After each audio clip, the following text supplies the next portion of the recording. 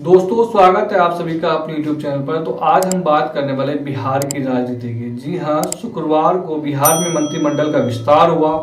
सुबह से बना सस्पेंस 3 बजे दोपहर खत्म हुआ। इस वक्त तक एक नाम की चर्चा थी और उन्हें शपथ लेने के लिए फोन भी जा चुका था, लेकिन शपथ से एन पहले उनका नाम कट गया। हम बात करने नवादा से वर्साईगंज से विधायक अरुणा देवी की। पहले अरुणा की कहानी मंत्री नहीं बनने की, बाद में बनने की। उसके बाद 2000 में मुख्यमंत्री नीतीश कुमार मुख्यमंत्री बने थे। विधानसभा के सीएम वाले कमरे में बाहुबली विधायकों की एक तस्वीर सामने आई थी, जो बिहार की राजनीति की कलजयी तस्वीरों में से एक बन गई थी। उसमें एक महिला विधायक भी थी, वो थी अरुणा देवी। अरुणा देवी पहली बार इसी सीट से निर्दलीय विधायक बनी थी। अरुणा तब मध्य बिहार के बाहुबली रहे अखिलेश की पत्नी है और जून के महीने में अफसट गांव में एक नरसंहार हुआ था। ये गांव अरुणा का था। गर्मी की रात पुलिस वर्दी में अपराधियों ने गांव पर हमला कर दिया था और छत पर सोए अरुणा के परिवार के लोगों की हत्या कर दी। कहा जाता है कि इस कांड के दौरान बाहुबली अखिलेश को भी गोली लगी थी, लेकिन कुछ साथियों की मदद से वे बचकर निकल गए। दर्जन भर लोग उस रात मारे गए थे। आरोप लगा अखिलेश के दुश्मन अशोक महतो पर। नवादा इलाके में तब अशोक महतो अपराधी था और कुर्मी और यादव के अपराधियों के गठजोड़ का भूमिहार जाति के अपराधी अखिलेश सिंह पर इसे हमला बताया गया था, जिसे नक्सली बनाम रणवीर सेना की लड़ाई का पार्ट माना गया। उस वक्त के अखबारों और पत्रिकाओं में ये बात छपी थी कि इस हत्याकांड के बाद रणवीर सेना प्रमुख ब्रह्मेश्वर सिंह अखिलेश से मिलने गए थे और इस लड़ाई को जातीय रंग से दूर रखने को कहा गया था। हालांकि इस हत्याकांड के बदले कई और नरसंहार को अंजाम दिया गया। इसी अशोक की जिंदगी पर खाकी वेब सीरीज भी बनी है। अशोक जेल से भागा हुआ था, लेकिन 2006 में पकड़ा गया। तब से पिछले साल दिसंबर तक जेल में रहा। अब खबर है कि अशोक महतो राजनीति में हाथ आजमाना चाहता है। 2000 में जब अरुणा देवी के घर विधायक रहते हुए हमला हुआ था, तब राजद की सरकार थी। बाद में अरुणा देवी लोजपा में शामिल हुई और 2005 के फरवरी में दोबारा विधायक बनी। हालांकि 2005 के अक्टूबर वाले चुनाव में वो हार गई थी और फिर कांग्रेस में गई। 2015 में जब जेडीयू और बीजेपी अलग हुई, तब बीजेपी से तीसरी बार वो विधायक बनी थी।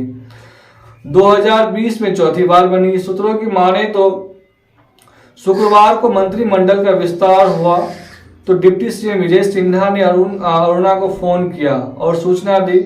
सुखद इस जानकारी अरुणा देवी और उनके करीबी लोगों ने मीडिया को भी दी, लेकिन शपथ के लिए जो फाइनल सीट लिस्ट जो है राजभवन पहुंची, तो उसमें उसका नाम नहीं था। सवाल ये है कि अरुणा देवी का नाम किसने कटवाया। जिस नवादा लोकसभा सीट के तहत वर्साईगंज आता है, उस क्षेत्र से अरुणा देवी बीजेपी की एकलौती विधायक है। वैसे लोकसभा की 3 विधानसभा सीटों में से भूमिहार, एक से राजद, एक से दलित और एक से मुस्लिम विधायक है। 3 भूमिहारों में एक बीजेपी, एक कांग्रेस और एक जेडीयू से है। जेडीयू वाले विधायक पहले से नाराज चल रहे हैं, लेकिन इस एपिसोड ने बीजेपी के भूमिहार विधायक और उनके समर्थकों को और नाराज कर दिया है। वैसे कैमरे पर नेताओं की नाराजगी की बात तो सामने नहीं आई है, लेकिन बीजेपी कार्यकर्ताओं में आक्रोश है और लोकसभा में लोकल उम्मीदवार की मांग कर रहे हैं। बीजेपी में इस बार काफी ज्यादा सीट फुटबॉल होता जा रहा है, क्योंकि उसमें कई सारे विधायक हैं जो मंत्री बनना चाह रहे थे, लेकिन उसे मंत्री नहीं बनाया गया, जिसकी वजह से सीट फुटबॉल चल रहा है। अभी लोजपा पासबुक के चंदन सिंह एमपी है नवादा सीट से, और बीजेपी और लोजपा दोनों तरह इस सीट से चुनाव लड़ना चाहती है। लोजपा के जो चिराग गुट है, वो लोकल डॉक्टर शहजाद सिंह, अभिषेक सिंह, एक बिल्डर है और एक गायक भी है, और अरुण कुमार जैसे कद्दावर नेता लाइन में लगे हुए हैं। हिसुआ की कांग्रेस विधायक पहले ही कह चुकी है कि अगर एनडीए उन्हें टिकट देती है तो वो पार्टी छोड़ देगी, वो बीजेपी में शामिल हो जाएगी। उसके बाद बीजेपी से अगर बात करें तो विवेक ठाकुर है, विकास वैभव है, राजेश सिन्हा जैसे नेता भी बेगूसराय के से नाम कटने के बाद इस सीट के लिए दावेदार हो सकते हैं। चंदन को राजद का ऑफर हो सकता है।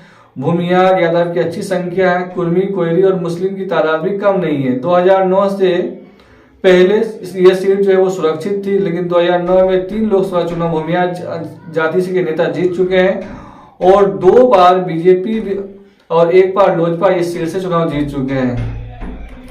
2022 में जब नीतीश बीजेपी से अलग हुए तो बीजेपी ने यहां पर इंटरनल सर्वे करवाया। बिहार के जिन 10 सीटों को रेड जोन में रखा गया उनमें नवादा भी थी और अप्रैल 23 में अमित शाह ने हिसुआ में एक रैली की और इसके लिए विशेष रणनीति बनाई गई थी। तब चिराग पारस भी बीजेपी के साथ थे। अब नीतीश भी साथ आ गए हैं, लेकिन इस सीट पर चुनौती बढ़ गई है। एक तो पहले से ही रेड जोन में थी, दूसरे अरुणा और सुदर्शन एपिसोड को लेकर लोकल भूमिहार नेता जो है वो दोनों दलों के कैडर के बीच मनोबल गिरा हुआ है। ऐसे में राजवल्लभ की छाया से निकल करके कोई अलग रणनीति बनाता है तो बीजेपी के लिए यह सीट जो है वो मुश्किल में फंस सकती है। अब तो अशोक महतो भी जेल से बाहर आ चुके हैं, तो इस सीट को ऐसा कयास लगाया जा रहा है कि इस सीट बीजेपी के लिए काफी खतरे की संकेत है, क्योंकि यहां से उन्होंने जो इंटरनल सर्वे करवाया है उसमें वो इस सीट को इस सीट से अगर कोई भी जो कैंडिडेट चुनाव लड़ता है तो वो यहाँ से चुनाव हार सकते हैं। तो आप इसके बारे में क्या सोचते हैं कि इस बार जो नवादा लोकसभा सीट है वो कौन जीतेगा, बीजेपी या फिर महागठबंधन? आप हमें कमेंट करके बता सकते हैं। चैनल पे नए हैं तो प्लीज चैनल को लाइक, शेयर और सब्सक्राइब कर दें। धन्यवाद।